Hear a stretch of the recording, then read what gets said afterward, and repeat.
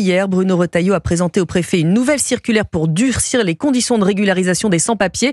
Et le moins que l'on puisse dire, c'est que ça fait réagir. Oui, ces nouvelles consignes ne plaisent pas beaucoup à la gauche. Elles suscitent aussi des remous dans le camp présidentiel. Inquiétude également de représentants de l'hôtellerie-restauration qui craignent une possible pénurie de main-d'œuvre. Ils demandent donc à être reçus par le ministre de l'Intérieur.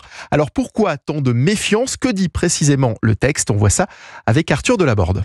Régulariser au compte-gouttes, c'est ce que demande Bruno Retailleau au préfet. Il n'y a pas de droit automatique et général à la régularisation. Et moi, ce que je ne veux pas, c'est que obtenir des papiers en fraudant la loi française soit plus simple et plus rapide que obtenir des papiers légalement. Pour se voir accorder un titre de séjour, un sans-papier devra par exemple justifier d'une présence de 7 ans sur le territoire français. C'était jusqu'ici possible à partir de 3 ans. Quand on regarde sur plusieurs années, il se trouve que c'est le chiffre 7 qui exprime le mieux cette durée médiane. C'est pas un caprice du ministre de l'Intérieur. Cette durée, nous l'avons retirée de l'expérience. Plus de fermeté en matière notamment de régularisation au titre du travail. Les préfets devront en particulier s'assurer que le demandeur s'intègre à la société française. L'objectif de ces nouvelles recommandations est bien de faire baisser le nombre de régularisations. Selon les derniers chiffres, en 2023, la circulaire Valls avait permis à près de 35 000 personnes d'obtenir des papiers.